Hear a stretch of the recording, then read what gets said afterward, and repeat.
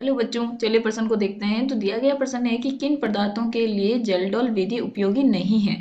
तो हमें बताना है कि किस पदार्थ के लिए हमारी जो जेलडोल विधि होती है वो उपयोगी नहीं होती है। तो सबसे पहले हम क्या लिखेंगे? मुख्य अवधारणा। मुख्य अवधारणा। जो हमारी जेलडोल विधि है वो क्या होती है? नाइट्रोजन की मात्रात्मक विश्लेषण की विधि है।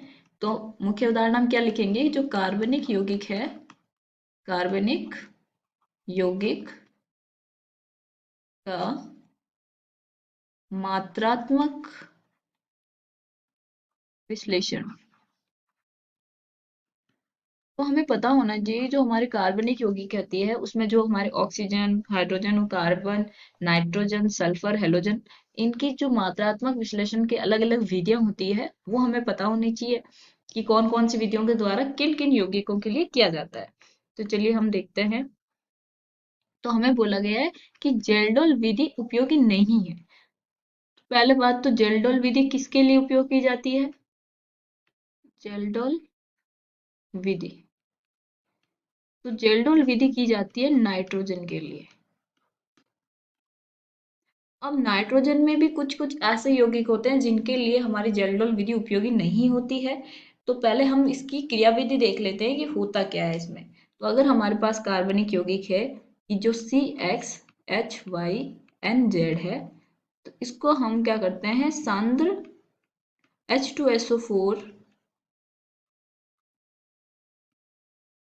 के साथ इसको CuSO4 की उपस्थिति में गर्म करते हैं।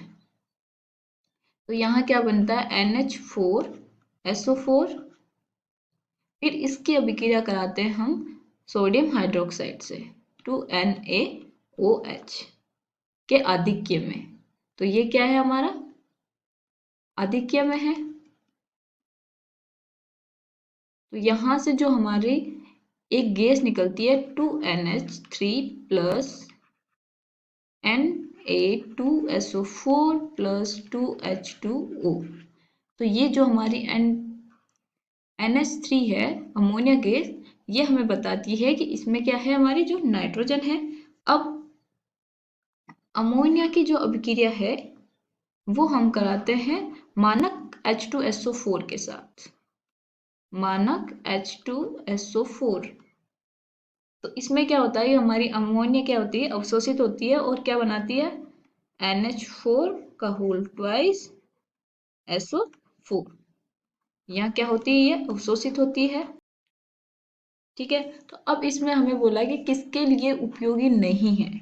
तो वो किसके लिए नहीं होगी? तो इसमें जो हमारे नाइट्रोजन युक्त यौगिक हैं, नाइट्रोजन युक्त नाइट्रो तथा एजो समूह, जो हमारे एजाइड होते हैं, और ऐसे नाइट्रोजन जो वलय में उपस्थित हो, वलय में उपस्थित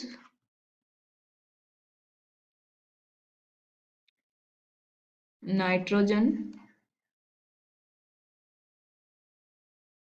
वलय में उपस्थित, उदाहरण के तौर पे हम क्या लिख सकते हैं? उदाहरणार्थ प्रीडिन,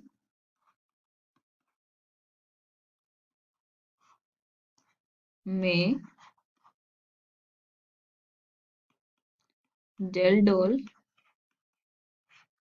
विधि उपयोगी नहीं है।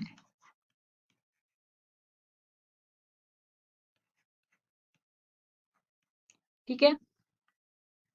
तो हमें यही पूछा गया था किन पदार्थों के लिए जेल्डोल विधि उपयोगी नहीं है। तो वो क्या आ जाएगी? नाइट्रोजन युक्त नाइट्रो एजो समूह व वलय में उपस्थित नाइट्रोजन में जेल्डोल विधि उपयोगी नहीं है। आशा करती हूँ आपको समझ में आया होगा। धन्यवाद।